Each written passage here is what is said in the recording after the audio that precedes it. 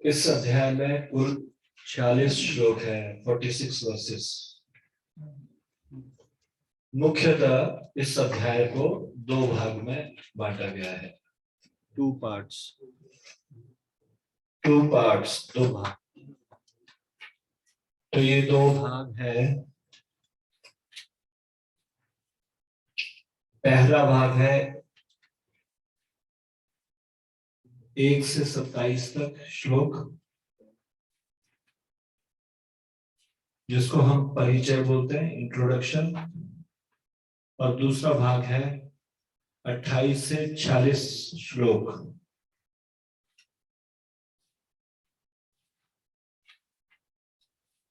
जिसमें अर्जुन के युद्ध न करने के 5 कारण बताए गए।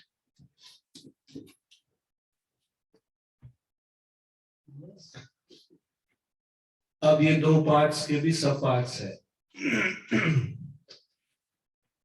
1 से 11 श्लोक तक युद्ध की तैयारियों के बारे में बताया गया है।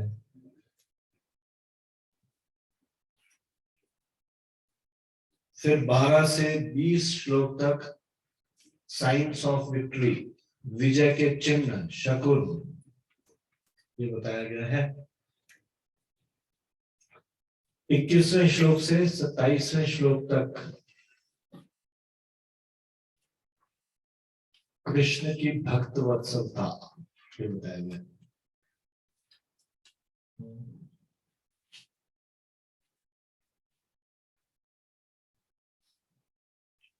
अब यदि दूसरे भाग को हम देखें 28 से 46वें श्लोक में, उसके सब पार्ट्स है।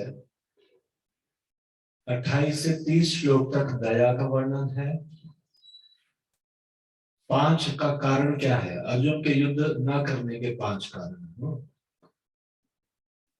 पहला कारण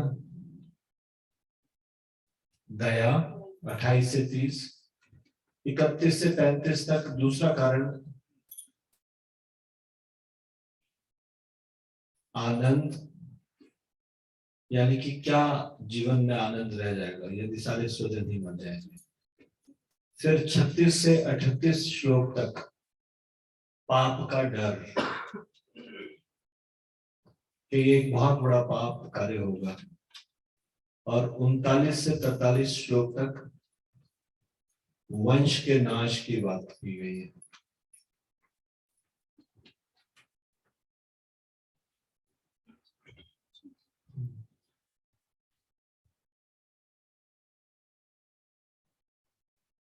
और दूसरे अध्याय के 6वें श्लोक में अनिश्चितता की स्थिति।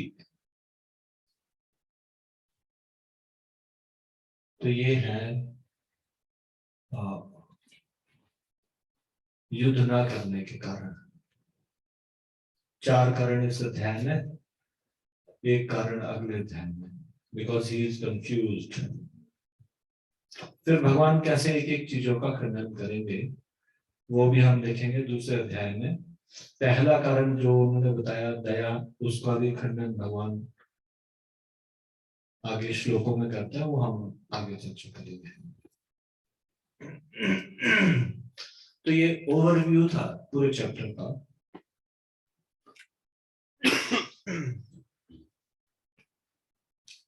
तो आज हम पहले श्लोक के ऊपर चर्चा करते हैं।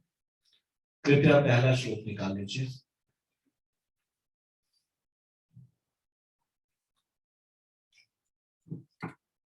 तो भगवत गीता की शुरुआत होती है धृतराष्ट्र के वचनों से। धृतराष्ट्र, अभी इस अध्याय में हम, अभी इस पहले श्लोक में आज हम क्या क्या चर्चा करेंगे उसके विषय में एक बात देख लेते हैं। तो हम चर्चा करेंगे अभी how should the Bhagwat Gita be read, Bhagwat Gita को किस तरह से पढ़ा जाए।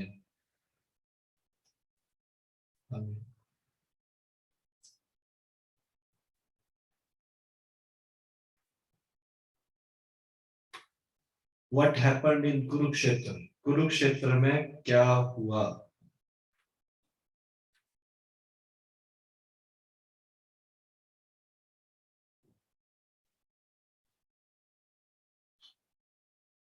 How should the Bhagavad Gita be read? ये मेन टॉपिक भी है और सब टॉपिक भी है, कैसे भगवत गीता को हम पढ़े। कुरुक्षेत्र में क्या हुआ, हम भगवत गीता को कैसे पढ़े। What is given in Bhagavad Gita, Bhagavad Gita में क्या दिया गया है। What is the history of Bhagavad Gita, इसका क्या इतिहास है। What is the significance of word धर्म क्षेत्र, ये जो शब्द है धर्म क्षेत्र, इसकी क्या सार्थकता है। नेक्स्ट लाइन, तो आप निकाल लीजिए ये भगवत गीता पहले अध्याय का पहला श्लोक।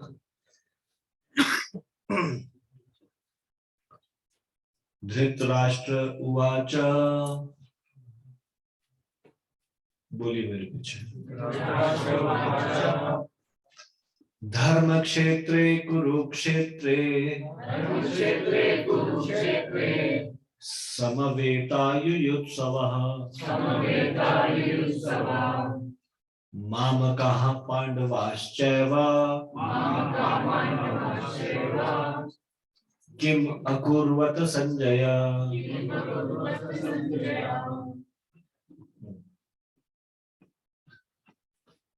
धृतराष्ट्र ने कहा, हे संजय, धर्म भूमि कुरुक्षेत्र में युद्ध की इच्छा से एकत्र हुए मेरे तथा पांडु के पुत्रों ने क्या किया।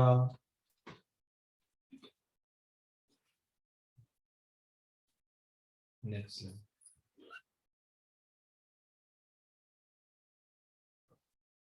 अब तात्पर्य में प्रभुपाद जी सबसे पहले ये बताने का प्रयास कर रहे हैं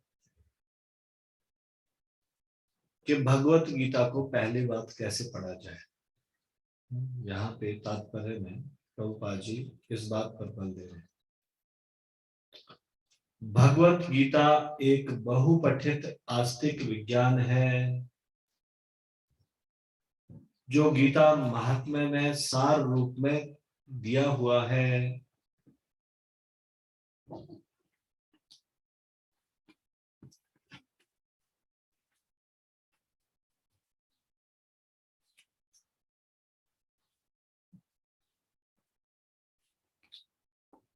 इसमें यह उल्लेख है कि मनुष्य को चाहिए कि वह श्री कृष्ण के भक्त की सहायता से संवीक्षण करते हुए भगवत गीता का अध्ययन करे और स्वार्थ प्रेरित व्याख्याओं के बिना उसे समझने का प्रयास करे।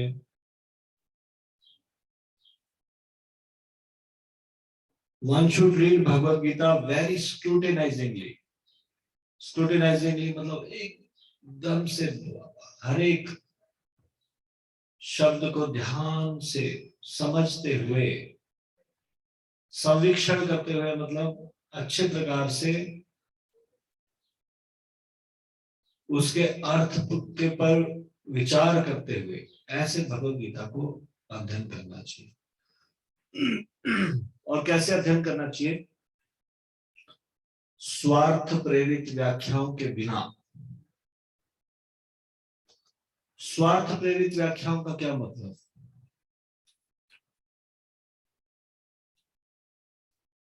भगवत गीता को अपनी बात सिद्ध करने के लिए कैसे भी तोड़ मरोड़ कर प्रस्तुत करना, ये है स्वार्थ प्रेरित व्याख्या। तो ये कहाँ मिलेगी स्वार्थ प्रेरित व्याख्या, अगर मार्केट में जाएंगे वहां भरी पड़ी हुई मिलेगी। भगवत गीता के बहुत सारे अलग अलग एडिशन है और उसमें ऊट पटांग कई बार भगवत गीता जो भगवान कहना भी नहीं चाहते वो इस प्रकार से अर्थ दिए गए, तो लोग भ्रमित है भगवत गीता के विषय में। भगवत गीता आप लोगों ने, कितने लोगों ने किसी के घर में लटके हुए या फिर बाजार में गीता सार देखे हैं? देखा है गीता सार लटका हुआ जिसमें लिखा है तुम व्यर्थ में चिंता क्यों करते हो, क्या लेकर आए थे क्या लेकर जाओगे। देखा है आप लोगों ने?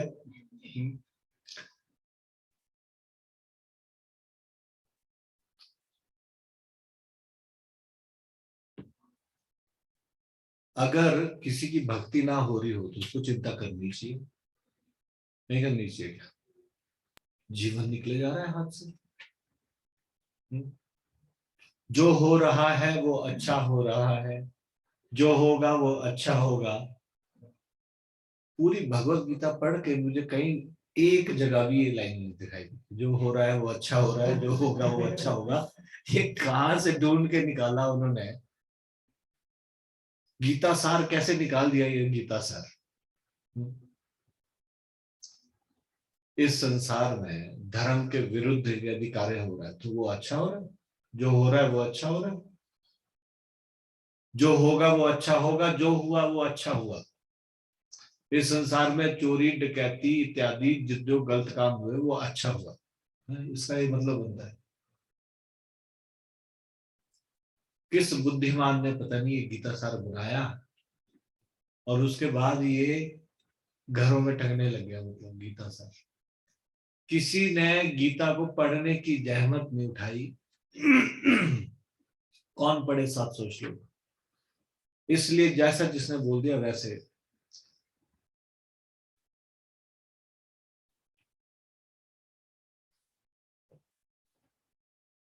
लोग गीता का नाम लेके कुछ भी उठपटांग बोलते रहते हैं। अभी रिसेंटली एक YouTube में कुछ एक न्यूज मैंने देखी जिसमें कि वो कुछ धर्म की किसी बात पे बहस कर रहा था एक व्यक्ति। तो कहते हैं कि भगवान खुद भगवत गीता में बोलते हैं कि नर ही नारायण है।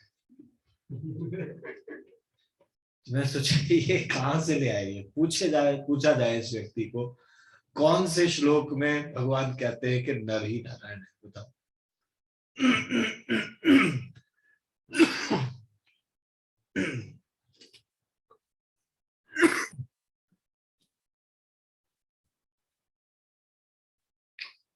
तो इस प्रकार से हम देखते हैं कुछ भी कह देते हैं भगवत गीता के नाम पे।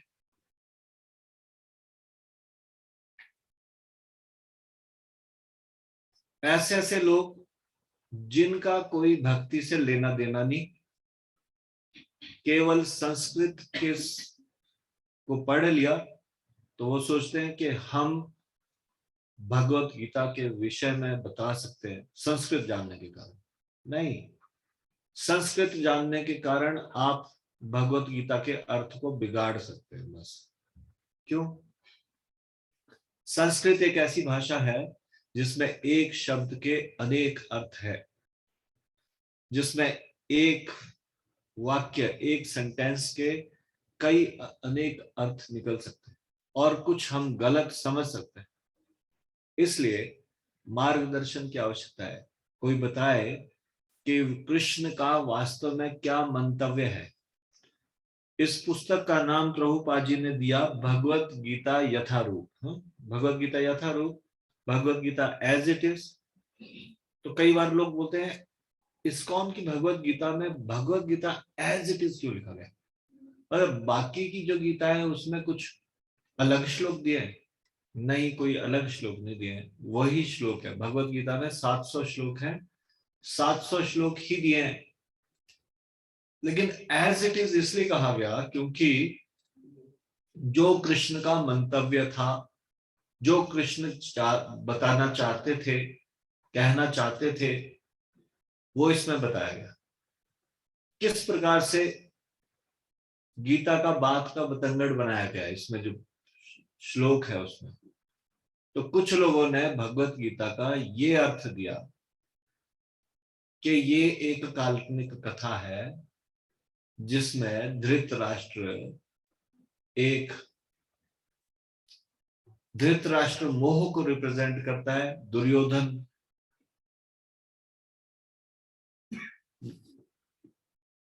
घमंड अहंकार को रिप्रेजेंट करता है, 5 पांडव 5 इंद्रियों के समान। ऐसे ऐसे कुछ भी बोलते जा रहे हैं अपने मन की कल्पना से। वो बोल रहे हैं कि ये इस प्रकार से भगवत गीता एक काल्पनिक कथा है। या फिर कुछ मूर्ख लोग कहते हैं कि कृष्ण ने गीता नहीं कही। फिर किसने कही? अगर उनसे पूछा जाए कृष्ण ने नहीं कही तो किसने कही, वो बोलते उनके अंदर जो भगवान थे उन्होंने कही।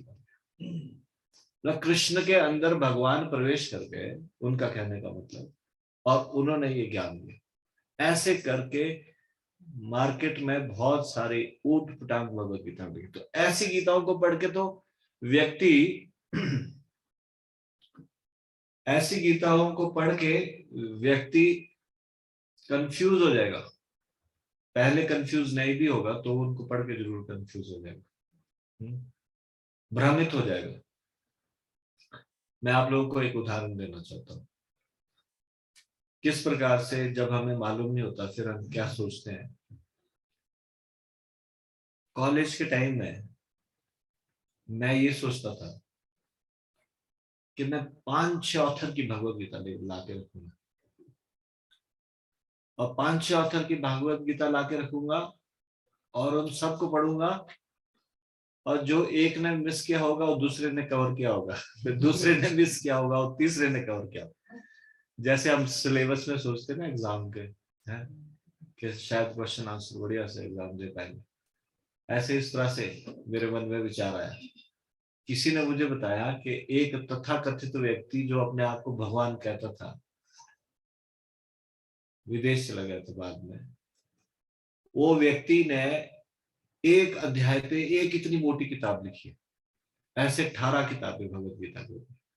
तो मैंने सोचा इतना गहरा ज्ञान होगा उस व्यक्ति को, एक एक अध्याय के ऊपर इतनी मोटी किताब कैसे लिखी। मतलब कूड़ा करकट चाहे जो मर्जी लिख दो उसमें, भगवत गीता में शास्त्रों के अलावा, शास्त्र जो भगवान कृष्ण का मंतव्य है उसके अलावा किस से सुनना चाहिए? प्रामाणिक व्यक्ति से सुनना चाहिए। जैसे जब बच्चे स्कूल में पढ़ने जाते हैं और उसके बाद अगर मान लीजिए वो एक्स्ट्रा ट्यूशन लगाते हैं, तो किससे लगाते हैं? सब्जी वाले से, दूध वाले से? नहीं, किससे? जिसका उस विषय पर अधिकार हो, जो उस विषय को जानता हो गहराई से, उससे लगाते हैं। उसी तरह से आध्यात्म एक ऐसा विषय है, अगर हम आम व्यक्ति से बात करें किसी से और उसको पूछे केमिस्ट्री के बारे में जानते हो, तो बोलेगा नहीं नहीं मैं साइंस स्टूडेंट हूँ, केमिस्ट्री के बारे में नहीं। किसी को पूछे फिजिक्स को जानते हो, तो बोलेगा नहीं नहीं फिजिक्स नहीं। अगर पूछे भगवान के विषय में जानते हैं, हाँ भगवान के विषय में सब एक्सपर्ट।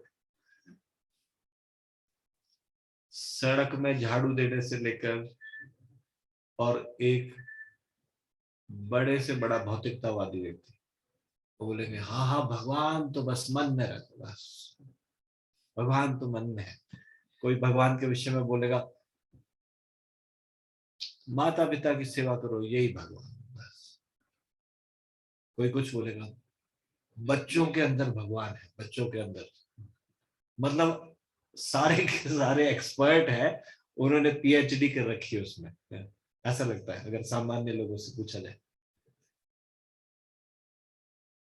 ऐसे लोग भगवान के विषय में लिखने के लिए, बोलने के लिए संसार में ऐसे मिल जाते हैं। इस तरह से भगवत गीता के बहुत सारे एडिशन मिल जाएंगे, लेकिन प्रामाणिक व्यक्ति से सुनना होगा, ये बड़ा इंपॉर्टेंट है। तो इसलिए हम यहाँ पे देख रहे हैं, यहाँ पे स्लाइड में लिखा है, प्रभुपाद जी इस बात पे जोर दे रहे हैं। किस बात पे जोर दे रहे हैं? स्क्रूटिनाइजिंगली पढ़ा जाए। कैसे पढ़ी जानी चाहिए भगवत गीता? स्क्रूटिनाइजिंगली, संवीक्षण करते हुए, और स्वार्थ प्रेरित व्याख्याओं के बिना। अर्जुन ने जिस प्रकार से साक्षात भगवान कृष्ण से गीता सुनी और उसका उपदेश ग्रहण किया, इस प्रकार की स्पष्ट अनुभूति का उदाहरण भगवत गीता में ही है।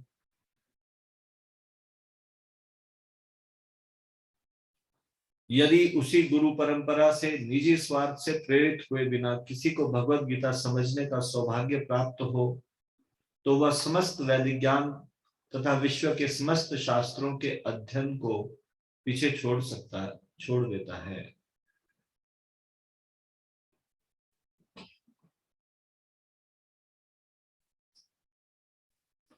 तो ये भगवत गीता का ज्ञान जो गुरु शिष्य परंपरा से आया हो।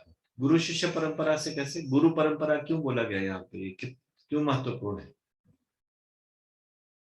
बिना कुछ जोड़े और घटाए वही निष्कर्ष देना।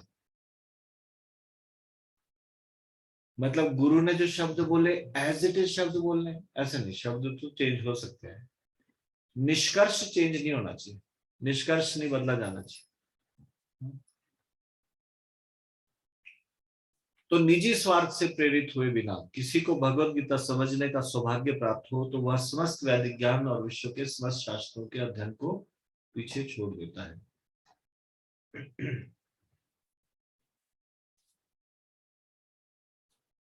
Next slide.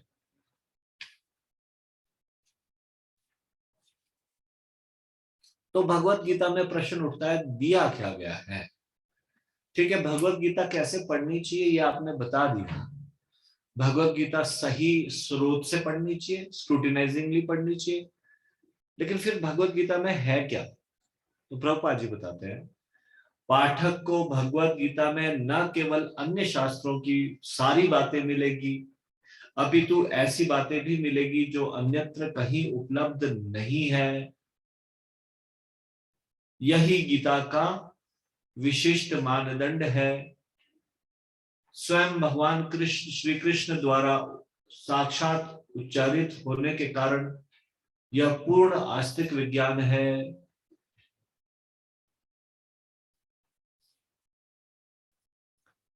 आपने देखा है भगवत गीता को सब लोग कोट करते हैं, और भगवत Gita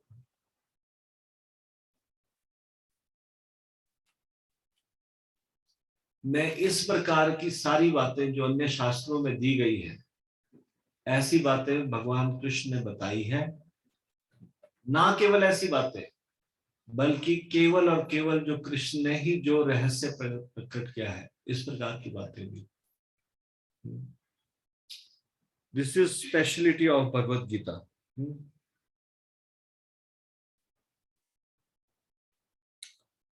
That is the specific standard of Bhagavad Gita.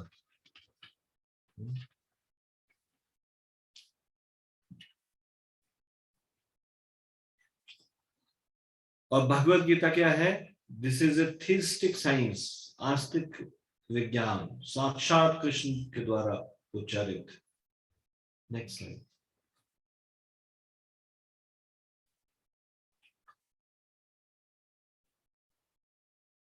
ठीक है, भगवत गीता को कैसे पढ़ना चाहिए ये जान लिया, भगवत गीता में क्या दिया गया है ये जान लिया, लेकिन इसके बारे में तो जाने भगवत गीता का इतिहास क्या है।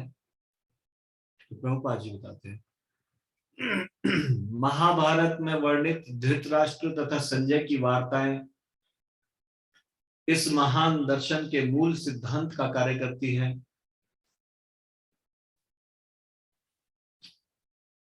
माना जाता है कि इस दर्शन की प्रस्तुति कुरुक्षेत्र के युद्ध स्थल में हुई, जो वैदिक युग से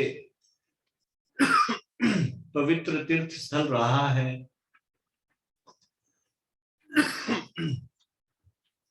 इसका प्रवचन भगवान द्वारा मानव जाति के पथ प्रदर्शन हेतु तब किया गया जब वे इस लोक में स्वयं उपस्थित थे।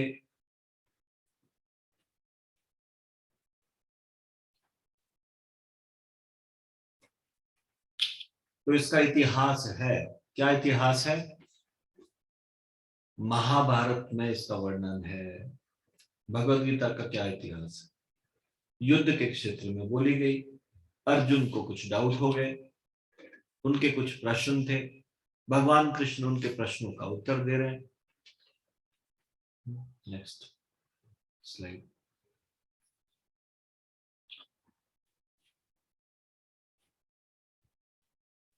धर्म क्षेत्र शब्द सार्थक है क्योंकि कुरुक्षेत्र के युद्ध स्थल में अर्जुन के पक्ष में श्री भगवान स्वयं उपस्थित थे।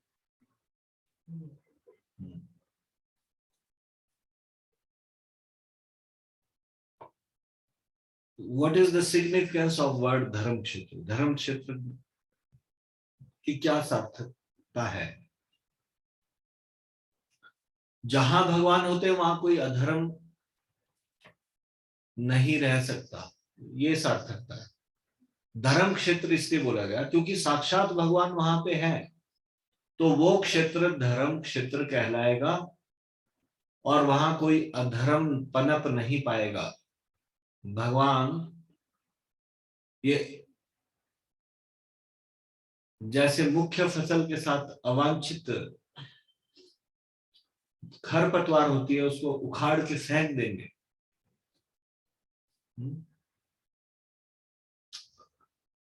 भगवान जानते हैं कि पांडवों के साथ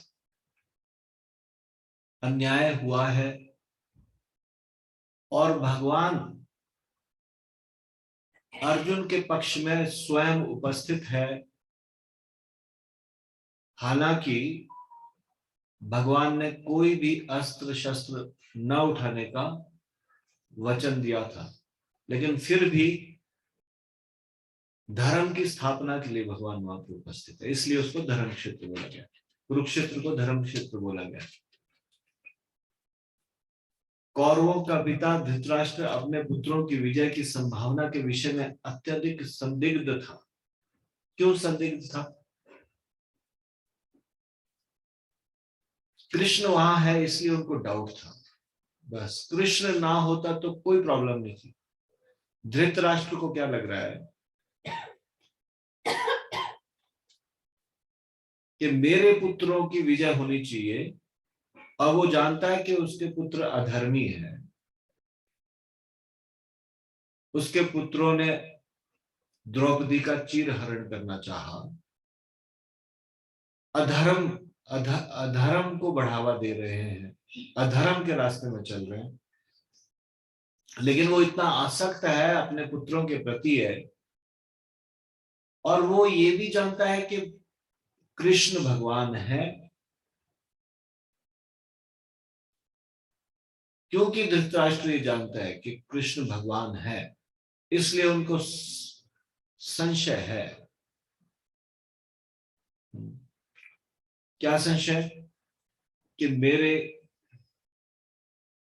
पुत्रों की विजय होगी या नहीं होगी। अपने पुत्रों की विजय के विषय में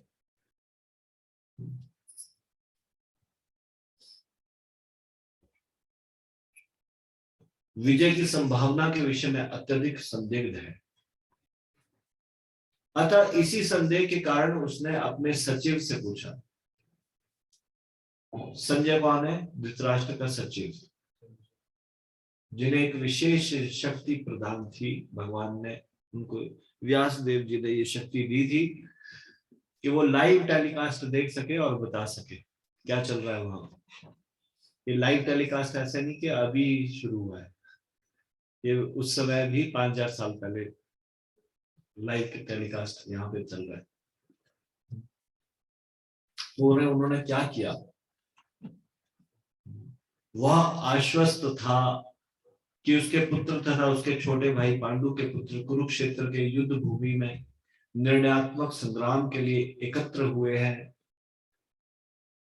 फिर भी उसकी जिज्ञासा सार्थक है। वह नहीं चाहता था कि भाइयों में कोई समझौता हो। अब उसका डर ये भी है, जिंदगी भर राजा बन नहीं पाया, नेत्रहीन होने के कारण राज्य नहीं मिला। तो उसको लगता था कि मेरी राजा बनने की जो अभिलाषा थी, वो मेरे पुत्रों को यदि राज्य मिल जाए तो मेरी अभिलाषा पूरी हो जाएगी। तो वो सोच रहे थे कि कोई समझौता ना हो इनके बीच में, मेरे पुत्र ही जीते। पहली बात तो युद्ध हो और मेरे पुत्र जीते।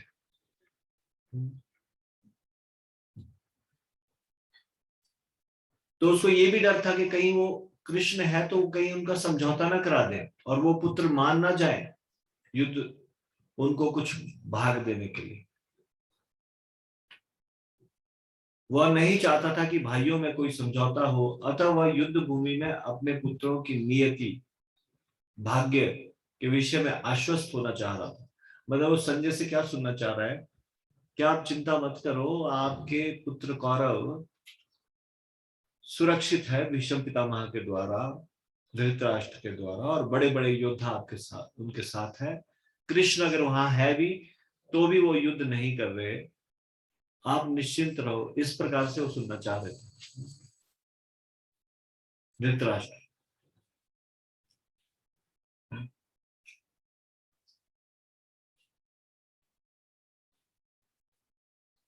तो इस कारण से वो अपने सचिव से ये पूछते हैं, भावी भविष्य के बारे में आश्वस्त होना चाह रहा था, क्योंकि इस युद्ध को कुरुक्षेत्र में लड़ा जाना था, जिसका उल्लेख वेदों में स्वर्ग के निवासियों के लिए भी तीर्थ स्थल के रूप में हुआ है। अतः धृतराष्ट्र अत्यंत भयभीत था। एक और उनको डाउट था। क्या डाउट था? कि कुरुक्षेत्र, कृष्ण वहां है इसीलिए धर्म क्षेत्र नहीं है। वेदों में भी कुरुक्षेत्र का उल्लेख है, और कुरुक्षेत्र न केवल इस पृथ्वी के लोगों के लिए तीर्थ स्थल है, बल्कि स्वर्ग के निवासियों के लिए भी तीर्थ स्थल है। इसलिए भी क्योंकि ये धर्म का क्षेत्र है, इसलिए कहीं उसके पुत्रों की बुद्धि पलट ना जाए और कौरव वहां जाके, क्योंकि ये युद्ध कहां पे हो रहा है? कुरुक्षेत्र में युद्ध हो रहा है। कुरुक्षेत्र में जाने से उस भूमि का प्रभाव ना पड़े, और उस भूमि के प्रभाव पड़ने से कहीं उनकी पुत्रों की बुद्धि बदल ना जाए और वो कहीं राज्य देने के लिए तैयार ना हो जाए। ये भी उसको डर था। किसको? धृतराष्ट्र को। इसलिए धृतराष्ट्र भयभीत था और वो सोचते थे कि इस पवित्र स्थल का युद्ध के परिणाम पर न जाने कैसा प्रभाव पड़े। उसे भली भांति ज्ञात था कि इसका प्रभाव अर्जुन तथा पांडु के अन्य पुत्रों पर अत्यंत अनुकूल पड़ेगा, क्योंकि वो धर्म के रास्ते पे चल रहे हैं, उसके अपने पुत्र अधर्म के रास्ते पे चल रहे हैं। तो इसलिए उसको ऐसा लगता था कि कहीं उनके अनुकूल ना, इसका युद्ध का परिणाम उनके अनुकूल ना हो जाए, क्योंकि स्वभाव से ये पांचों पांडव पुण्यात्मा है।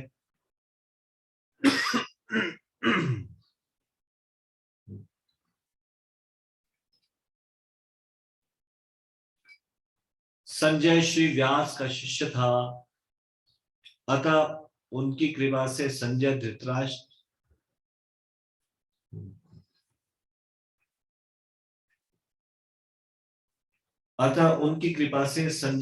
धृतराष्ट्र के कक्ष में बैठे बैठे कुरुक्षेत्र के युद्ध स्थल का दर्शन कर सकता था। इसीलिए धृतराष्ट्र ने उससे युद्ध स्थल की स्थिति के विषय में पूछा। तो अभी आप समझ गए धर्म क्षेत्र का क्या सिग्निफिकेंस है, क्यों सार्थक है ये शब्द, ये कहना धर्म क्षेत्र कुरुक्षेत्र है। धृतराष्ट्र जोर दे के पूछ रहा है संजय से। क्या पूछ रहा है? धर्म क्षेत्र कुरुक्षेत्र में क्या हुआ? मेरे और माम का मतलब मेरे, और पांडवाश्चैव, पांडवों के पुत्र ने क्या किया? तो धर्म क्षेत्र शब्द बोल रहा है वो जानबूझ के वो बोल रहा है क्योंकि उसको पता है कि वो धर्म क्षेत्र है, इसलिए वहां क्या हो रहा है ये जानना चाहते हैं, इसलिए। Next slide.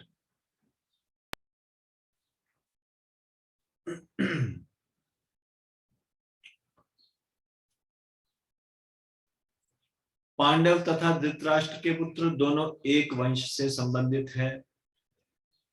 देखिए, सब कुरुवंशी, कौरव पांडव भी कुरुवंश के ही है, एक तरह से उनको भी कौरव बोला जा सकता है, लेकिन वो जान के सेपरेट कर रहा है उनको कि मेरे भाई पांडव के पुत्र है, पांडु के पुत्र है, इसलिए उनको पांडव ही बोला जाए। असली रिप्रेजेंट कौन कर रहा है हमारे वंश को? मैं।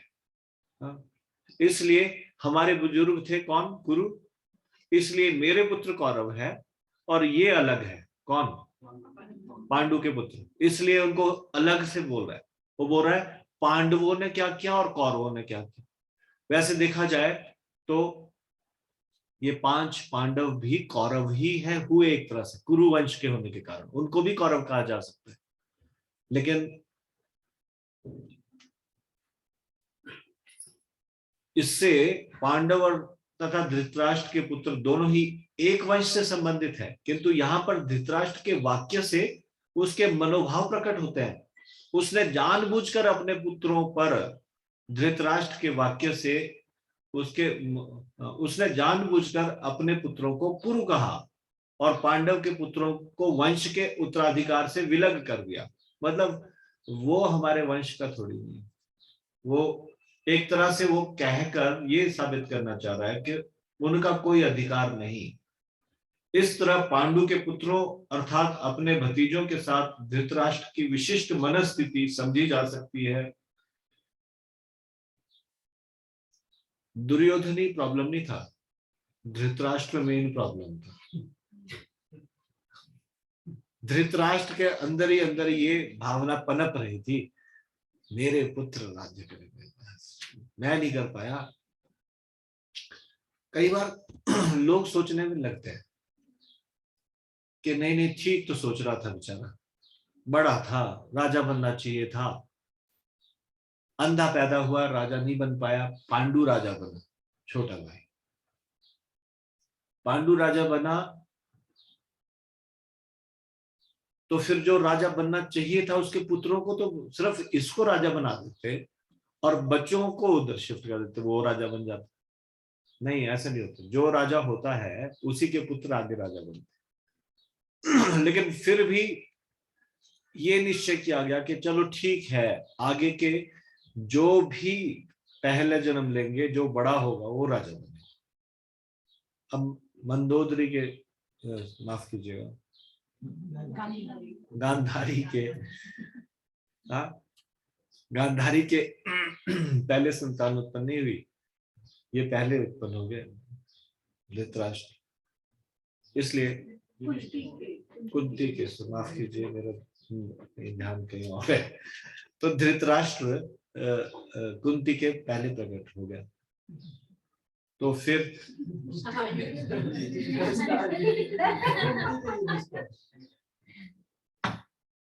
आई एम सॉरी, कुंती के युधिष्ठिर पहले पैदा हो गए,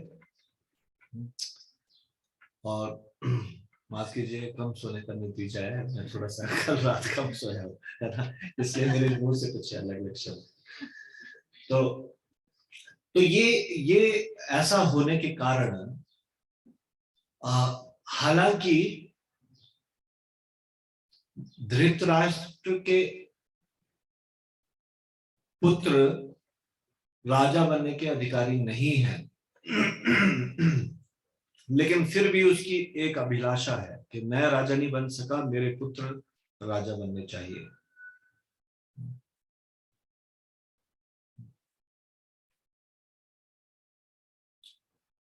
तो दुर्योधन भी इस प्रकार से क्यों बना? क्योंकि पिता की ऐसी अभिलाषा थी, और उन जैसे जिस तरह का मूड होता है वरिष्ठ लोगों का, वैसे ही मूड फ्लो होता है नीचे तक। तो माता पिता का इस तरह का मूड होने के कारण, खास करके पिता का इस तरह का मूड होने के कारण, पिता को लगता था ये इनजस्टिस है, तो पुत्रों को भी लगता था हमारे साथ इनजस्टिस है। तो धृतराष्ट्र की क्या मनस्थिति थी ये समझी जा सकती है। जिस प्रकार धान के खेत से अवांछित पौधों को उखाड़ दिया जाता है, उसी प्रकार इस कथा के आरंभ से ही ऐसी आशा की जाती है कि जहां धर्म के पिता श्री कृष्ण उपस्थित हों, धर्म के पिता हुए ना भगवान, क्या धर्म के पिता श्री कृष्ण उपस्थित हो, वहां कुरुक्षेत्र रूपी खेत में दुर्योधन आदि धृतराष्ट्र के पुत्र रूपी अवांछित पौधों को समूल नष्ट करके युधिष्ठिर आदि नितांत धार्मिक पुरुषों की स्थापना की जाएगी। यहाँ धर्म क्षेत्र तथा कुरुक्षेत्र शब्दों की उनकी ऐतिहासिक तथा वैदिक महत्ता के अतिरिक्त यही सार्थकता है।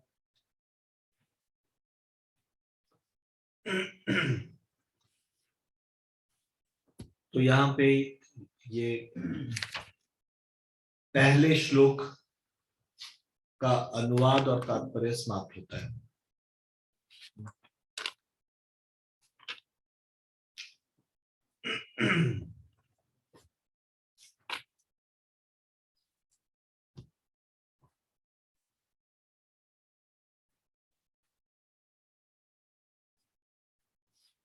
धृतराष्ट्र जन्म से तो अंधा था ही, लेकिन आध्यात्मिक दृष्टि से भी अंधा था। He was also bereft of spiritual vision। और उसके 100 पुत्र, जिनका सरदार था दुर्योधन, वो भी धर्म के मामले में या अध्यात्म के मामले में अंधे थे।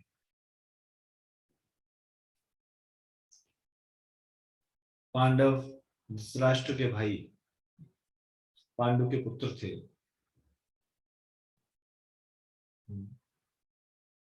वो पवित्र थे,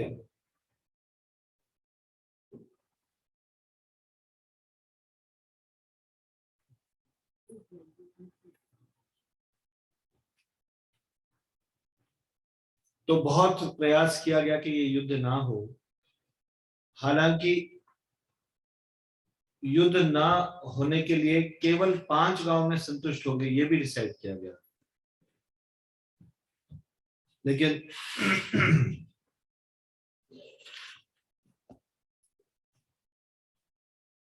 दुर्योधन नहीं माना, और जिसका कारण ये युद्ध हुआ।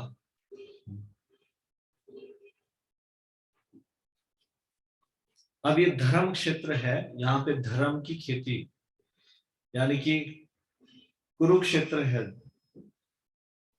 धर्म क्षेत्र में केवल धर्म ही पनपेगा, अधर्म यहाँ पे नहीं पनप पाएगा। फसल के लिए जो हार्मफुल वीड्स होती है, खरपतवार, तो धर्म की स्थापना के लिए जो खरपतवार है, यानी कि धृतराष्ट्र के पुत्र, वो भगवान कृष्ण की योजना से उखाड़ दिए जाएंगे।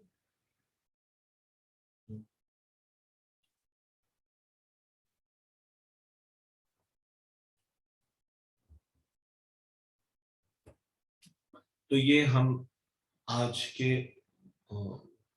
श्लोक में आज हमने चर्चा की।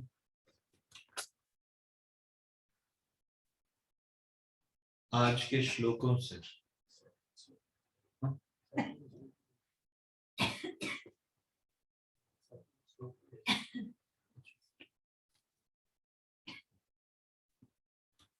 अब जो बाकी श्लोक है, पहला श्लोक प्रश्न है, और बाकी जो श्लोक है पूरा चैप्टर, वो संजय जी के द्वारा बताया गया है।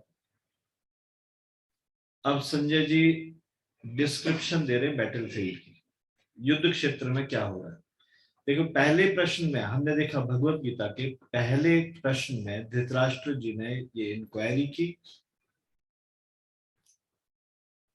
अब संजय बाकी इस अध्याय, बाकी पूरे अध्याय में इन बाकी श्लोकों में बताते हैं दुर्योधन ने क्या किया, और उनको आश्वासन दिलाते हैं कि आप चिंता मत करो, दुर्योधन का कोई कॉम्प्रोमाइज करने का विचार नहीं। आपको डर लग रहा है कि दुर्योधन युद्ध ना करे, कॉम्प्रोमाइज कर ले, तो बोल रहे हैं कि नहीं नहीं, फिर वो आश्वस्त करा रहे हैं कि दुर्योधन कोई लड़ाई बंद नहीं करना चाहता। फिर संजय कहते हैं, संजय उवाच, बोलिए, दृष्ट्वा तु पांडवानीकम् व्यूढम् दुर्योधनस्तदा आचार्यम् उपसंगम्य राजा वचनम् अब्रवीत्। संजय ने कहा, हे राजन, पांडु पुत्रों द्वारा सेना की व्यूह रचना देखकर राजा दुर्योधन अपने गुरु के पास गया और उसने ये शब्द कहे,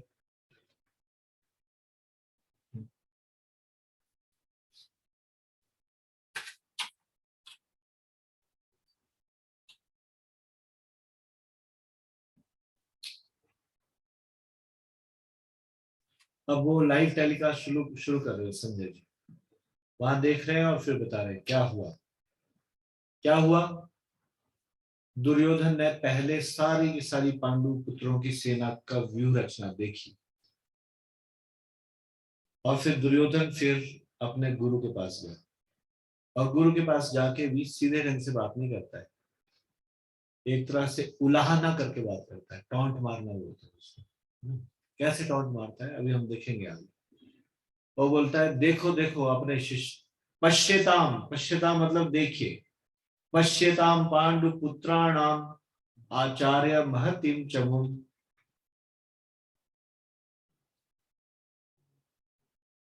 हे आचार्य, पांडुपुत्र के इस विशाल सेना को देखिए। महतिम मतलब विशाल, चमु मतलब सेना। व्यूढ़ाम द्रुपद पुत्रेण तव शिष्येण धीमता।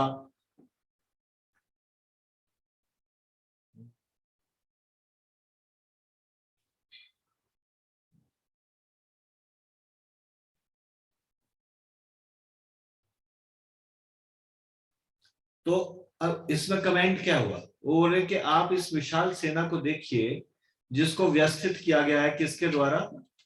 द्रुपद के पुत्र के द्वारा, जो आपका शिष्य है और अत्यंत बुद्धिमान है। तो अगर ऐसा कह दिया तो इसने क्या क्या टॉन्ट मारा? टॉन्ट मारा ये कि आपको पता था द्रुपद आपका शत्रु है, फिर भी द्रुपद का पुत्र द्रुपद आपसे बदला लेना चाहता है, और द्रुपद द्रोणाचार्य का आपसी राजनीतिक झगड़ा था,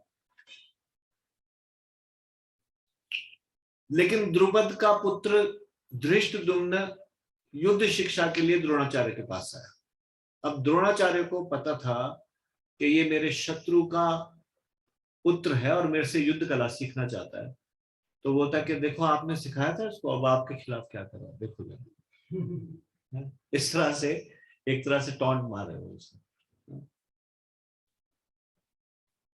मतलब आपने सारे सैनिक रहस्य उसको प्रदान किए और अब देखो आपके लिए कितना पंगा हो गया है, कितना प्रॉब्लम हो गई है। देखो उसने कितनी सारी कैसे व्यवस्थित किया है बढ़िया से,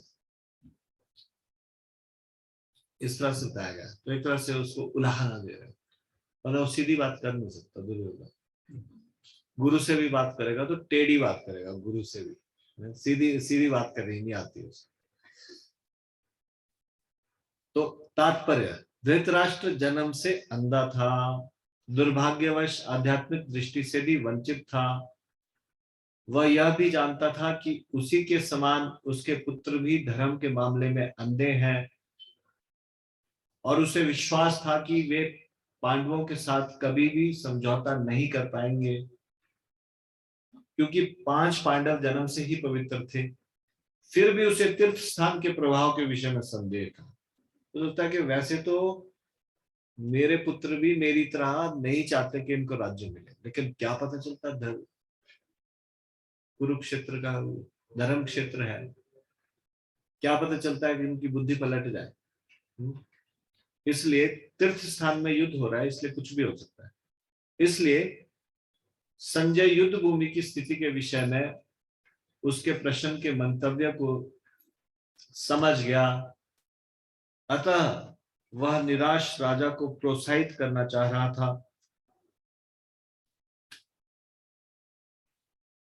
उसने उसे विश्वास दिलाया कि उसके पुत्र पवित्र स्थान के प्रभाव में आकर किसी प्रकार का समझौता करने नहीं जा रहे हैं।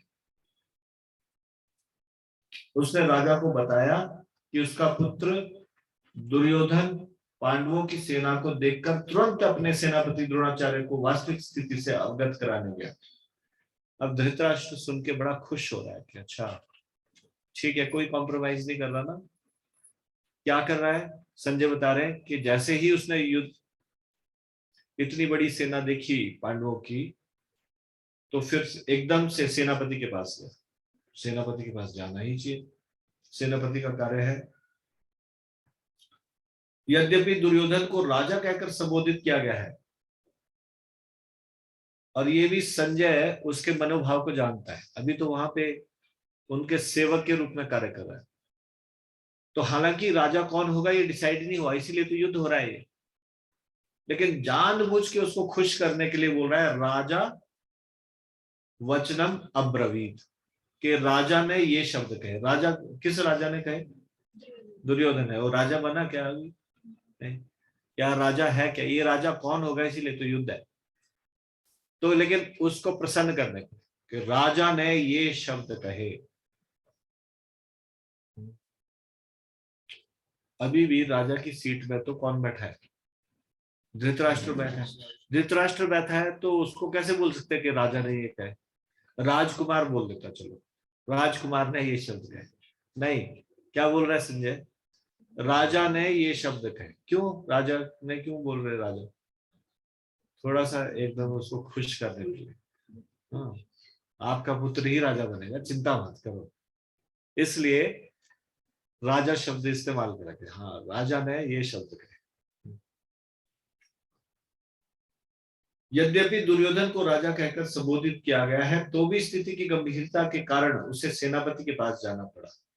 अतएव दुर्योधन राजनीतिज्ञ बनने के लिए सर्वथा उपयुक्त था, किंतु जब उसने पांडवों की व्यूह रचना देखी तो उसका यह कूटनीतिक व्यवहार उसके भय को छिपा न सका।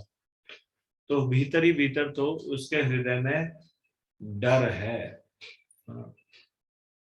भय के कारण वहां पे गया वो। इतनी बड़ी सेना को देखकर वो भयभीत हो गया है। इसलिए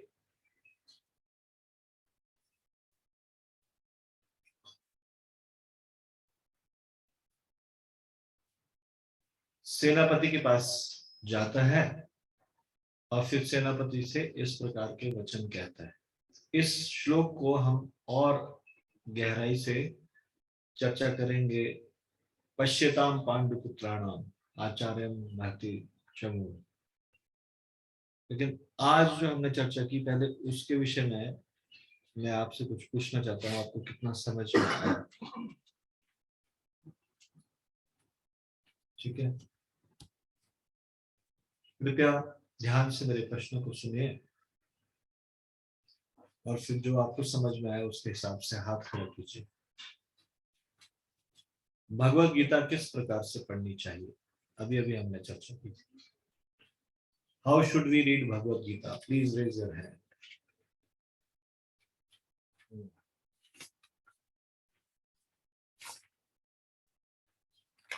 बताइए।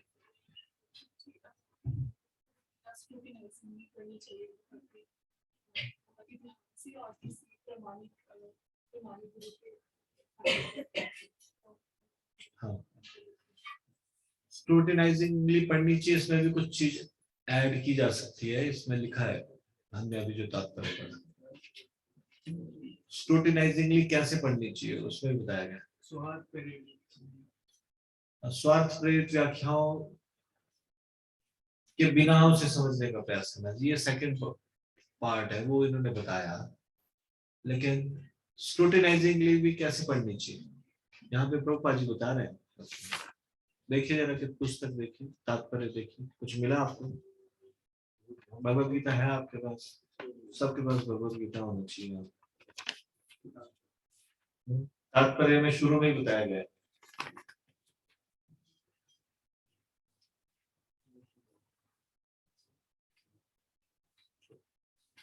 वहां पे बहुत सारे हाथ खड़े हुए हैं।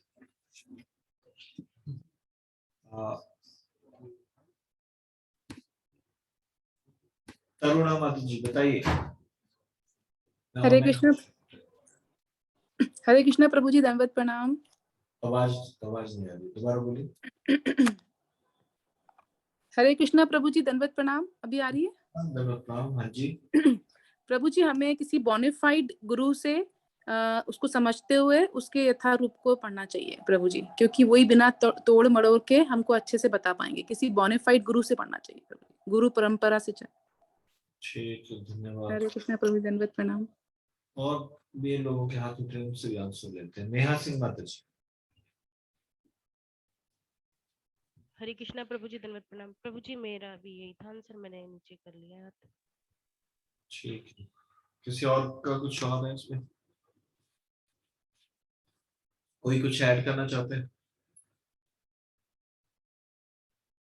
इंदु अग्रवाल माता,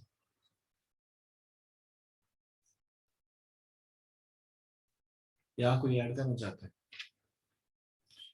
देखिए यहाँ पे लिखा है, मनुष्य को चाहिए कि श्री कृष्ण के भक्त की सहायता से संवीक्षण करते हुए भगवत गीता का अध्ययन करे। बहुत क्लियरली लिखा है कैसे करना चाहिए। स्क्रूटिनाइजिंगली पढ़ना चाहिए, but with the help of Krishna's devotee, है ना। Why it is so? Krishna के भक्त से ही क्यों पढ़ना चाहिए? प्रामाणिक व्यक्ति से, प्रामाणिक गुरु से समझना चाहिए, ठीक है, ये बात बिल्कुल सही है। But why from A Krishna's devotee?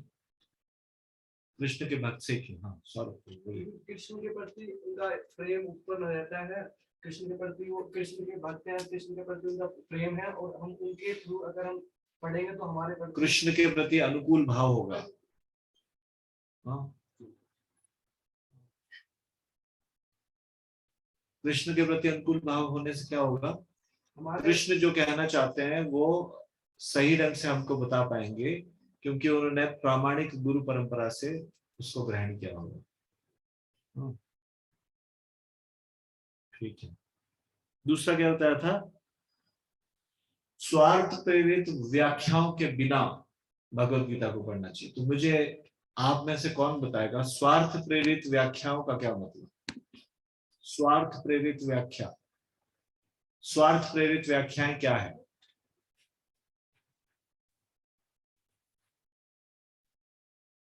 स्वार्थ प्रेरित व्याख्या क्या? समझ में नहीं आई बात। भगवत गीता को पढ़ना चाहिए स्वार्थ प्रेरित व्याख्याओं के बिना। कैसे? बोलिए। भगवत गीता को अपनी भाषा में प्रस्तुत करना चाहते हैं, जो पढ़ा और अपनी कुछ बातें डालना चाहते हैं प्रामाणिक गुरु से, उसको फॉलो नहीं करना चाहिए। अच्छा, निशा माता जी से पूछते हैं। निशा माता जी बताइए ऑनलाइन। हरे कृष्ण प्रभु दंडवत नाम। कम आवाज आ रही, नजदीक से हो। हरे कृष्ण प्रभु जी, दंडवत नाम। हाँ। प्रभु जी ऐसे बोल सकते प्रभु जी कि अपने किसी विचार को पुष्ट करने के लिए वो भगवत गीता को तोड़ मरोड़ कर प्रभु जी प्रस्तुत करते हैं। अपने किसी जो विचार एक्चुअली भगवत गीता का गीता को तोड़ मरोड़ के प्रस्तुत करना। उदाहरण, एग्जाम्पल बोलिए कौन? अभी तो डिस्कस किया ना हमने एग्जाम्पल, नहीं? बोलिए कौन बोलेंगे? यहाँ कोई बोलेंगे? नहीं हुआ था कुछ डिस्कस ऐसा? जो होगा अच्छा होगा, जो होगा अच्छा होगा, जो होगा बहुत अच्छा होगा। प्रभु जी बता रहे हैं जिस तरह से गीता सार लगा होता है लोगों के घर में, जो हो रहा है अच्छा हो रहा है, जो हुआ अच्छा हुआ, जो होगा अच्छा होगा। कहीं गीता में है मिला कोई श्लोक ऐसा जिसमें ऐसा लिखा हो? फिर किसने ये बना के ऐसे उठ टांग लिख दिया? संसार में इतने अपराध हो रहे हैं, ये अच्छा हो रहा है? फिर कैसे इसको बोल सकते हैं? ऐसे तोड़ मरोड़ के गीता को प्रस्तुत करना जो गीता में है ही नहीं, भगवत गीता। स्वार्थ प्रेरित व्याख्या, स्वार्थ प्रेरित व्याख्या इस तरह की भी है जिसमें वास्तव में जो गीता का अर्थ नहीं है उसको अपने विचार वहां डालना इस तरह से। Thank you coach. Next question ध्यान से सुनिए और बताइए मुझे।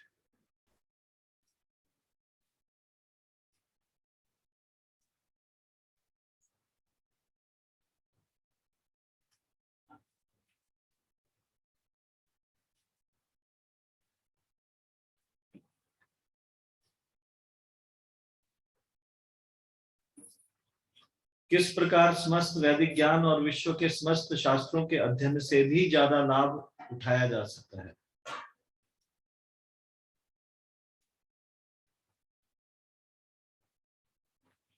भगवत गीता से किस प्रकार से ज्यादा लाभ उठाया जा सकता है? समस्त शास्त्रों के अध्ययन से भी ज्यादा लाभ कैसे उठाया जा सकता है? प्रभुपाद जी यहाँ पे बता रहे हैं, कुछ बताया है उन्होंने, बरपट में ही बताया।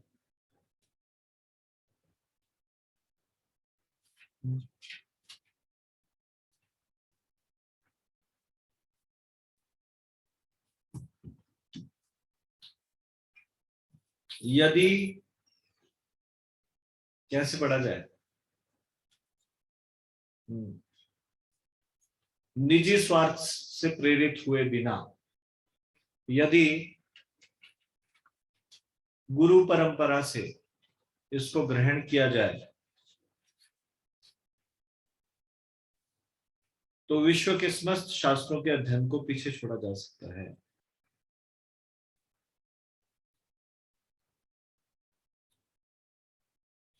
अब एक और प्रश्न ध्यान से सुनिए, अभी मैं इसका तो उत्तर बता दिया, नेक्स्ट का मैं उत्तर नहीं बताने वाला, आपसे सुनने वाला। गीता का विशिष्ट मानदंड क्या है? गीता का विशिष्ट मानदंड क्या है? What is the specific standard of the Gita?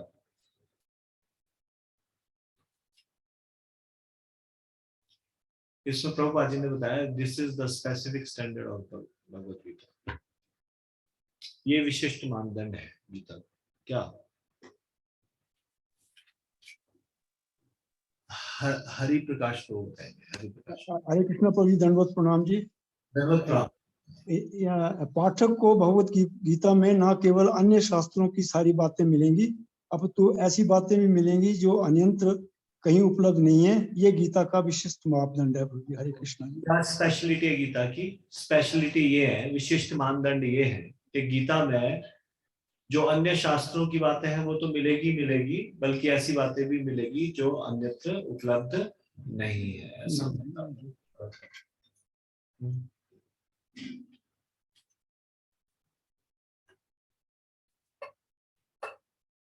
धर्म क्षेत्र शब्द क्यों सार्थक है? धर्म क्षेत्र शब्द क्यों सार्थक है? अभी इतना डिस्कस किया, बताइए।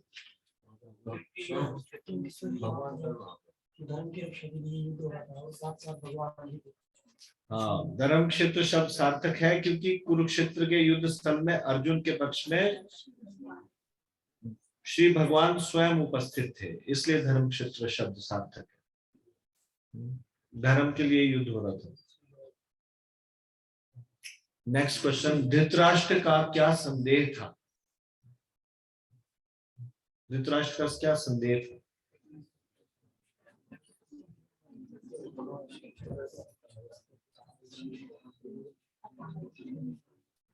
बहुत सारे लोगों की आवाजें आ रही है।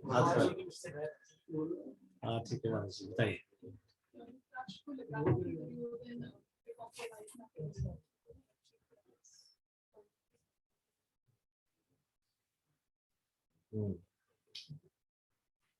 उसका संदेह था, अपने पुत्रों की विजय की संभावना के विषय में संदिग्ध था वो, कि कहीं जीता जिताया मैच हार के ना जाए, वो ऐसी ना जाए। तो बीच में ऐसी ठीक है तो हम छोड़ देते हैं, कोई बात। इस तरह से बड़ी मुश्किल से तो युद्ध तक पहुंचाया है, धृतराष्ट्र सोच रहे हैं। हाँ,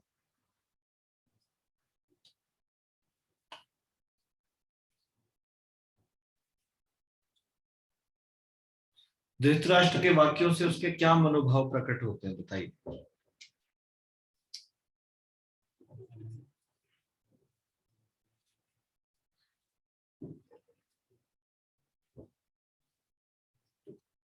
बोलिए, कौन बोलेगा? पांडव और कौरव दोनों एक ही कुल से थे, पर उनको अलग करना। हाँ, उसने अपने बातों से उनको उसके उत्तराधिकार से वंचित करने के लिए जानबूझ के ये शब्द बोले, माम का मेरे पुत्रों ने पांडवाश्य और उनके पुत्रों ने क्या किया।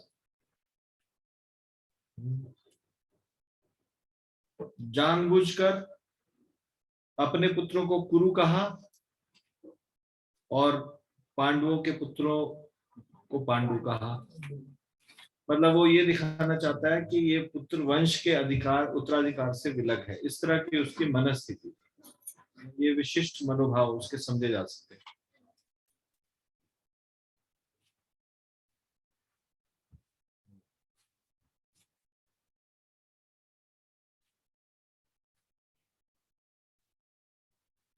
ठीक है, इसके अलावा भी अन्यत्र कुछ चीजें हम पढ़ेंगे अगली बार। जब हम अगली बार इसको डिस्कस करेंगे तो ना केवल इस भगवत गीता में से बल्कि अन्यत्र स्थान से उसके इतिहास के बारे में भी थोड़ा सा पढ़ेंगे। ठीक है, आज हम इसको यहाँ पे चर्चा को विराम देंगे। यदि आपका कोई प्रश्न है या टिप्पणी है तो कृपया हाथ खड़ा कीजिए। बोलिए। यस प्रभु, बोलिए। जैसा आपको पता ही होगा कि भगवान श्री कृष्ण ने द्रोणाचार्य और कृष्ण पितामह को छल से मरवाया। हाँ, तो वो गलत किया या सही? आप बताइए। नहीं, पहले मैं आपका तर्क सुनूंगा, फिर मैं अपना तर्क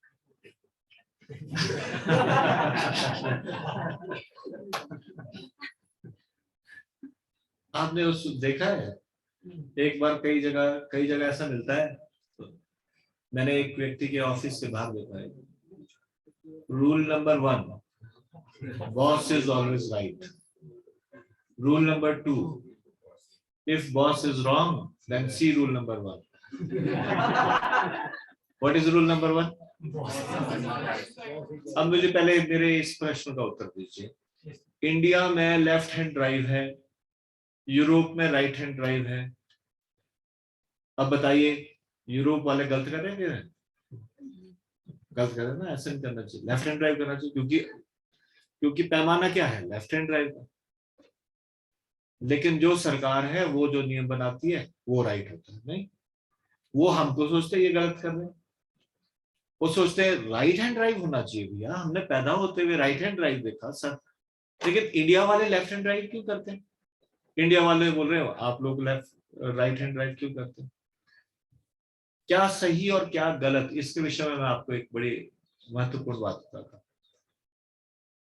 भौतिकतावादी व्यक्ति ऐसा सोच सकता है, something is right for someone and something is wrong for someone. कोई चीज किसी के लिए सही हो सकती है और कोई चीज किसी के लिए गलत हो सकती है, ऐसा भौतिकतावादी व्यक्ति सोच सकता है। लेकिन वास्तव में क्या सही है और क्या गलत है? Whatever is according to Lord is right. Whatever is not according to Lord is wrong. भगवान नियम बनाने वाले। देखो, गलत और खराब का निर्णय कैसे होता है? एक व्यक्ति बॉर्डर पे जाके गोली मार के आता है, उसको वापस आके शाबाशी मिलती है और मेडल मिलता है, परमवीर चक्र, क्योंकि सरकार के ऑर्डर पे उसने काम किया, इसलिए उसको शाबाशी मिली। अब मान लो छुट्टियों में घर आया था, पड़ोसी से लड़ाई हो गई, उसने बंदूक उठाई और धाए गोली मार दी। अब बताओ, उसको परमवीर चक्र मिलेगा? नहीं मिलेगा। क्यों नहीं मिलेगा? क्यों? वो अपने मन से कर रहा है, जो अथॉरिटी है उनके हिसाब से नहीं कर रहा। तो इसलिए सही क्या और गलत क्या, जो भगवान जो नियम बनाए, भगवान जो कहे वो सही, और जो भगवान के विरुद्ध वो गलत। ठीक है। और जब हम यहाँ पे बात करते हैं तो इसमें बहुत सारी चीजें दिखाई देती है। भगवान को ऐसे नहीं करना चाहिए था, भगवान को वैसे नहीं करना चाहिए था। Who are we to challenge Lord? Krishna can do anything. जैसे कोई कहता है कि भगवान देख रहे हैं कि वो लोगों ने उनके साथ इतनी सारी जातियां की है बचपन से लेकर, इसलिए भगवान उनको दंड देने का तरीका निकाल रहे, and it's his will, however he may give you the punishment, है ना, यही है। ठीक है। Any other question from anyone? Yes, प्रभु जी।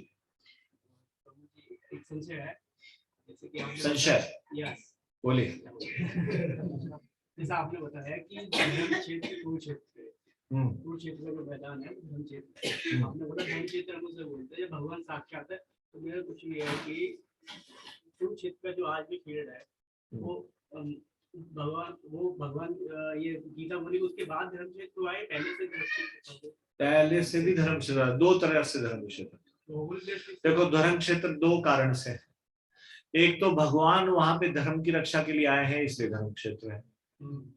दूसरी एक कथा इस प्रकार से आती है कि राजा कुरु ने वहां धर्म की खेती की, वो फील्ड थी खेत जहां पे इस तरह से खेती की गई, धर्म की खेती, और ये धार्मिक कार्य किए गए, और ये ना केवल यहाँ के लिए पवित्र भूमि मानी गई, तीर्थ स्थान माना गया, बल्कि स्वर्ग के लोगों के लिए भी ये तीर्थ स्थान था, इसलिए भी धर्म क्षेत्र बोलते हैं। ठीक है, नहीं वाला है ये बात। ठीक है। Any other question? आपका एक और क्वेश्चन है? यस बोलो। जैसे आपको पता है कि कौरवों ने पाप किए, बाद में जब उनको स्वर्ग मिला, स्वर्ग मिलना कौन सा अच्छी चीज नहीं जी, आपने ढंग से पढ़ी नहीं ना गीता, इसलिए आप बोल रहे हैं अच्छी चीज है। भगवत गीता में लिखा है क्षीणे पुण्य मर्त्य लोक विशंति, जब पुण्य क्षीण हो जाते हैं तो मृत्यु लोक में भेज दिया जाता है। जो भक्त लोग हैं वो अपनी तौहीन समझते हैं अगर स्वर्गवासी बोला जाए उनको। वृंदावन में कोई स्वर्गवासी श्री फलाना व्यक्ति ऐसे नाम नहीं उनको बोला जाता, क्यों? वहां पे गोलोकवासी बोला जाता है, उसको बोलते हैं। हाँ ठीक है, गोलोकवासी। स्वर्गवासी, स्वर्ग कौन व्यक्ति कितने समय तक रह पाता है? देखो मैं आपको बताता हूँ, हमने पुण्य अर्जित किए और पुण्य अर्जित करके एक मान लो दो, हर व्यक्ति के पास दो थैले हैं, ध्यान से सुनना। पाप कर्म कर रहे हैं उसका थैला अलग, और पुण्य कर्म कर रहे हैं उसका थैला अलग। ये आपस में माइनस नहीं होते कि इतना पाप किया इतना पुण्य कर दिया तो उसमें से 6 -6 में +4 जोड़ दिए तो अब कम हो गया, वो -2 रह गया। नहीं, पाप कर्मों का फल अलग मिलेगा, पुण्य कर्म का फल अलग मिलेगा, दोनों के फल मिलेंगे। वो आपस में उसके कारण पुण्य अधिक कर दिए पाप कम कर दिए तो पुण्य इतना सा ही मिलेगा, बस वो पाप सारा नलिफाई हो जाए, ऐसा नहीं होता। तो हमने पुण्य इकट्ठे किए और पुण्य इकट्ठे करके पुण्य की बोरी भरी, अब वो स्वर्ग लोक जाएगा जितने पुण्य कमाए होंगे उतने, जब तक वो खर्च नहीं हुए।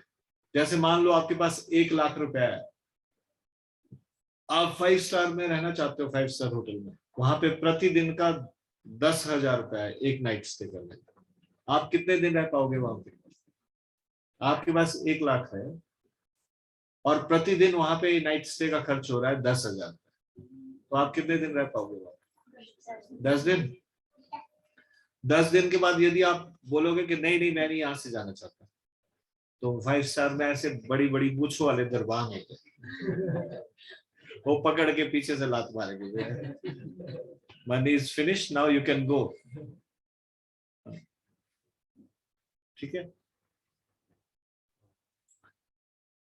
तो जब वो पुण्य क्षीण हो जाएगा तो मृत्यु लोक को भेज दिया जाएगा। यहां से पुण्य इकट्ठे करके गए और स्वर्ग लोक में गए।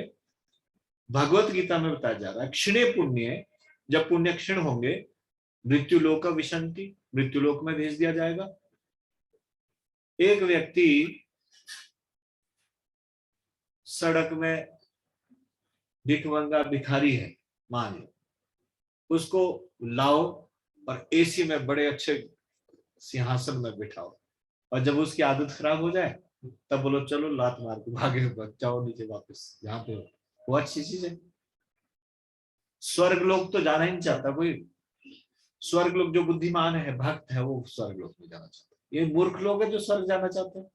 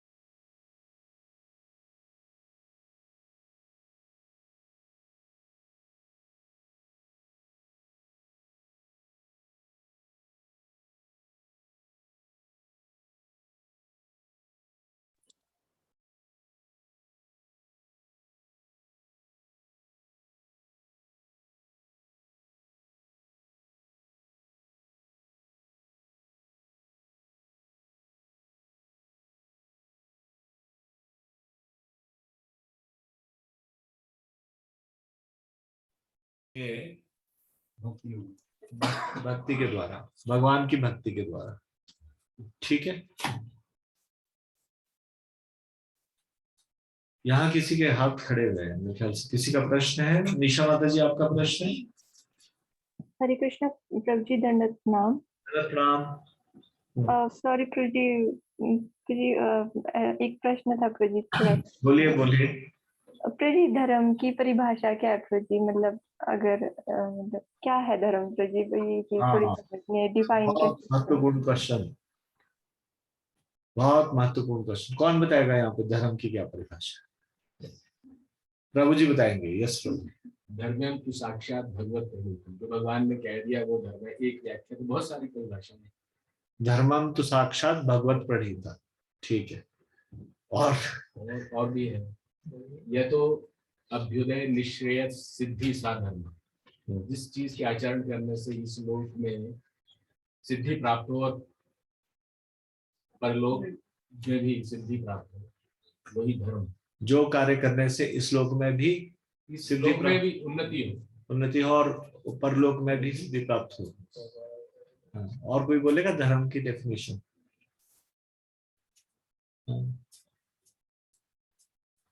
किसी के बारे में ना गलत बोलना, ना सुनना और ना सोचना। किसी के बारे में ना गलत बोलना, ना सुनना, ना सोचना, ये धर्म है। और कोई?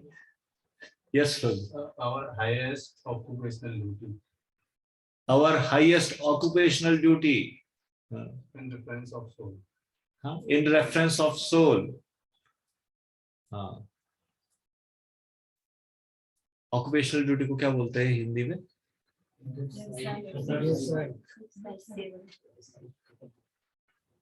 जीव का वास्तविक धर्म। हाँ, हाईएस्ट ऑक्यूपेशनल ड्यूटी, व्यवसाय, कर्तव्य। व्यवसाय, व्यवसाय, कर्तव्य।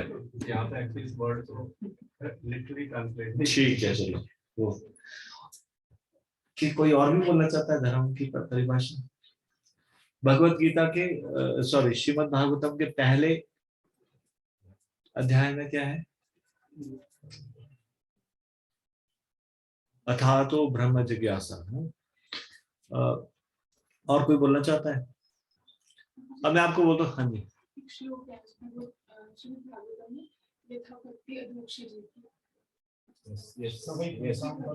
सवे पुंसां परो धर्मो यथा भक्ति। हाँ, अहेतुकी अप्रतिहत, अहेतुकी अप्रतिहत ये आत्मा सुप्रसिद्ध थी। that is परम धर्म, that is परो धर्म, तो धर्म डिफरेंट। ठीक है, प्रश्न किसका था? धर्म क्या है? अच्छा सॉरी, निशा माता जी।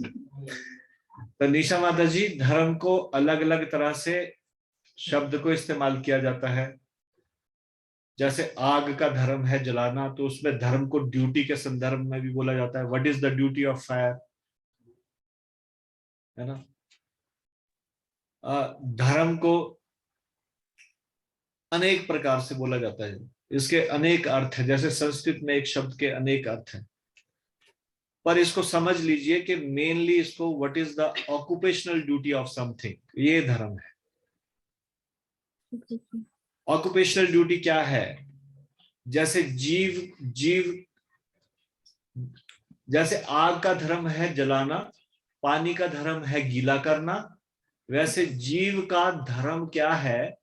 इस संसार में सो मेनी ड्यूटीज। एक व्यक्ति की बहुत सारी ड्यूटीज हो सकती है। वो पुत्र भी है, उसका पुत्र के रूप में पिता के लिए कर्तव्य है। वो पिता भी है तो पिता के रूप में पुत्रों के लिए कर्तव्य है। ऐसे उसके बहुत सारे धर्म हो सकते हैं, बहुत सारी ड्यूटीज हो सकती है। लेकिन वास्तविक धर्म क्या है?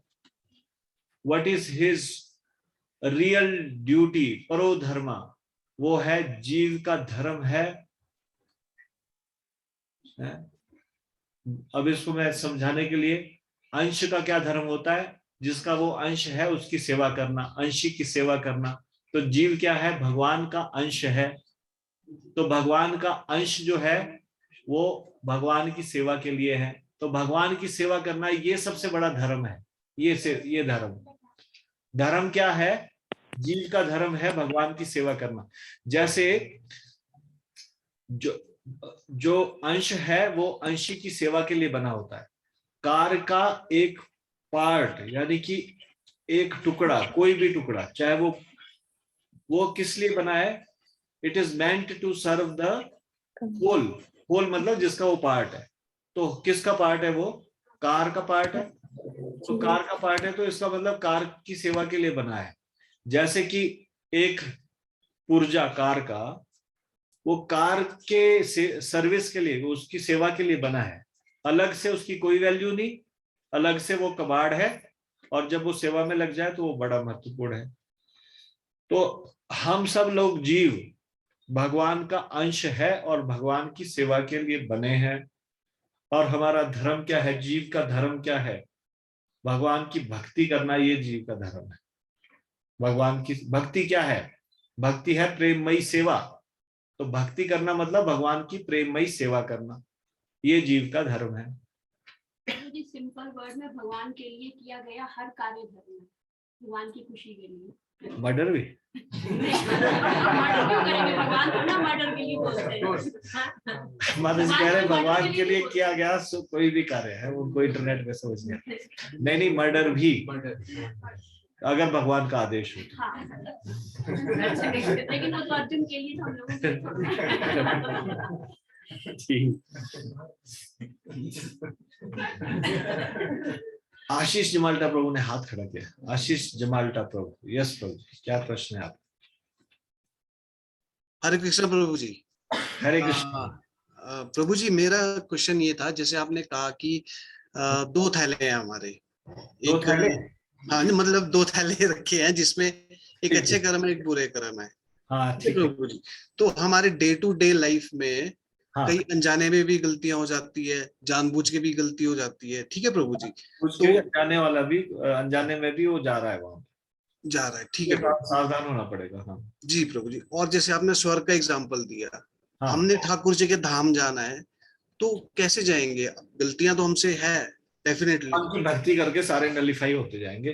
पर जब ये प्लान बनाएंगे कि मैं भगवान का नाम लूं और अभी थोड़ा सा पाप कर लूं, तब नहीं। ठीक है। देखिए, गलती से पैर के नीचे कीड़े भी आए, मकोड़े भी आए, कुछ भी हुआ, जी प्रभु, उसका रिएक्शन वैसा नहीं। जब यहाँ इस संसार में भी जब सजा देते तो जज इस बात पे विचार करता है, व्हाट वाज हिज इंटेंशन। अगर इंटेंशन कत्ल करने की थी, उसकी गहरी सजा, स्ट्रॉन्ग पनिशमेंट मिलती। और अगर गलती से हो गया तब भी पनिशमेंट मिलती है, लेकिन कम मिलती। ठीक। मगर प्रभु जी, जजेस को तो पता होता है हर चीज कि किया है कि सबसे किया आशीष वकील है, वो कह रहे हैं कि जजेस को पता होता है पर वो साक्ष्यों के आधार पर देते हैं। चलो, जो ऊपर वाला जो कोर्ट है वहां पे कोई बच नहीं सकता है ना, यहाँ बच भी जाएगा। प्रभु जी, धन्यवाद। हरे कृष्ण प्रभु जी, धन्यवाद प्रभु जी। रीना त्रिवेदी माता जी। यस माता जी, आपका क्या प्रश्न है? हरे कृष्णा, दंडवत प्रणाम प्रभु जी। हरे कृष्णा, दंडवत प्रणाम प्रभु जी। मैं 2 चीजें जानना चाहती हूँ। एक तो धर्म की खेती क्या होती है, और दूसरा मुझे ये जानना है कि अगर हम भगवान के अंश हैं तो हमें शुरू से कार्य करेंगे, धर्म के रास्ते पे चलेंगे, भगवान के निर्देशानुसार चलेंगे तो आप धर्म की खेती करें, उसका आपको कुछ पुण्य फल मिलेगा। तो ये कुरुक्षेत्र ही क्यों है फिर धर्म की खेती? धर्म की खेती कुरुक्षेत्र क्योंकि पुण्य कार्य है। भगवान ने इसको एक सैंक्टिफाइड प्लेस बनाया, इसलिए। जी प्रभु जी। फिर हम अगर भगवान के ही अंश हैं तो हम शुरू से ये बात क्यों नहीं जानते हैं? फिर हमें शुरू से ही क्यों हम नहीं भगवान की भक्ति करके जो मतलब हम भगवान से बाहर दूर होना चाहा तो भगवान ने वैसी सुविधा प्रदान की, इसलिए। अच्छा, ठीक है। हाँ, हरे कृष्ण प्रभु जी, दंडवत प्रणाम। धन्यवाद। जय प्रकाश प्रभु का लास्ट क्वेश्चन, उसके बाद हम वाइंड अप करें। नहीं जी, आवाज नहीं आ रही, कुछ करना पड़ेगा। हरे कृष्णा प्रभु जी, दंडवत प्रणाम। हरे कृष्णा, दंडवत प्रणाम। यस प्रभु जी। प्रभु जी, मेरा प्रश्न ये है कि जब धृतराष्ट्र तो जीवन भर अंधा रहा है और जब उसको एक मौका मिल रहा था दिव्य दृष्टि लेने का, तो दिव्य दृष्टि उन्होंने क्यों नहीं ली? संजय को क्यों दी? फिर संजय से बार बार प्रश्न नहीं पूछना पड़ता और डायरेक्ट देखता रहता। थोड़ा बहुत भय था कि मैं पुत्रों को मरते हुए कैसे देखूंगा, अगर मरे तो। वैसे तो उम्मीद थी कि नहीं मरेंगे, उनके साथ इतने बड़े बड़े योद्धा है, पर अगर डायरेक्टली मेरे को दृष्टि दे दी गई तो फिर ये सीन मैं देख नहीं पाऊंगा, कान से भले सुनूंगा। वो तो जब संजय जी बताते हैं उनको तुम्हारे इतने 20 पुत्र आज मर गए हैं, तो भी तो सुन के भी तो दुख हो रहा प्रभु जी उनको तो। हाँ, तो वो देख के ज्यादा कष्ट का अनुभव करेगा, ऐसा महसूस हो रहा है।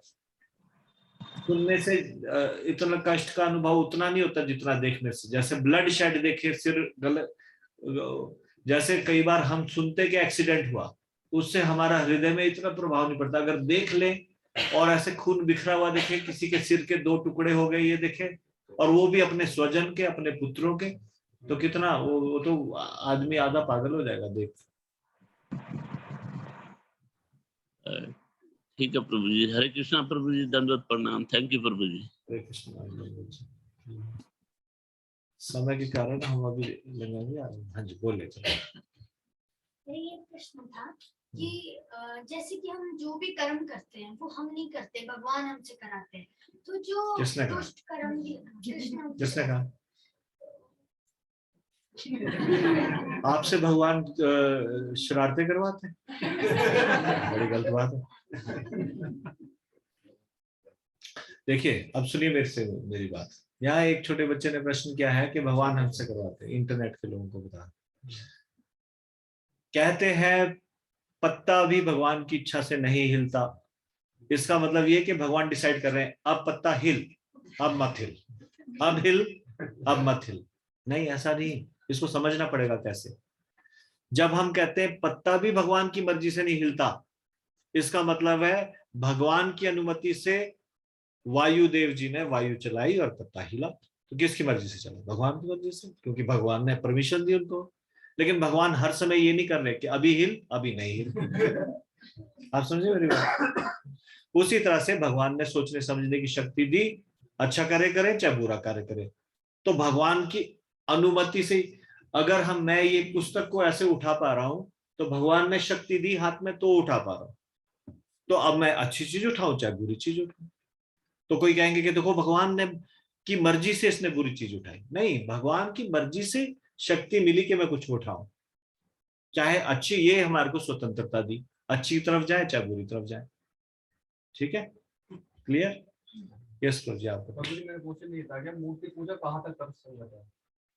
मूर्ति पूजा कहाँ तक तर्कसंगत है? शास्त्रों में बताया गया है मूर्ति पूजा के लिए। भगवान बता रहे हैं, नारद पंचरात्र में सारा मूर्ति पूजा ही बताया। कैसे मूर्ति पूजा करनी चाहिए वो समझना चाहिए। उसमें बताया 8 प्रकार से मूर्ति पूजा की जा सकती है। किस किस प्रकार की धातु की मूर्ति बनी होनी चाहिए। ये थोड़ी नहीं आजकल एक्रिलिक की मूर्ति आती है, किसने वो उसमें मेंशन ही नहीं है। अष्ट धातु की हो सकती है, सोने की हो सकती है, चांदी की हो सकती है, काष्ठ की हो सकती है। और मूर्ति पूजा क्यों बनाई भगवान ने? इसलिए क्योंकि भगवान हमसे हमारा प्रेम ग्रहण करना चाहते हैं, तो वो उस मूर्ति के माध्यम से स्वीकार करेंगे।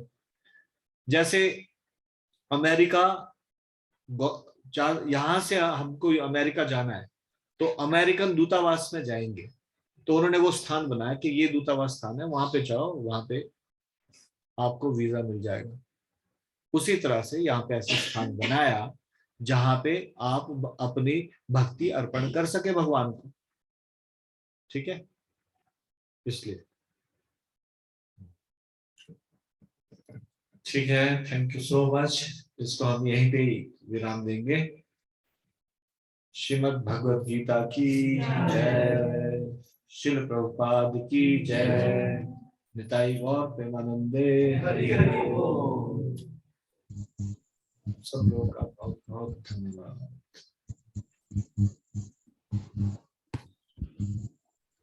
हरे कृष्णा प्रभु जी, दंडवत प्रणाम। हरे कृष्णा प्रभु जी।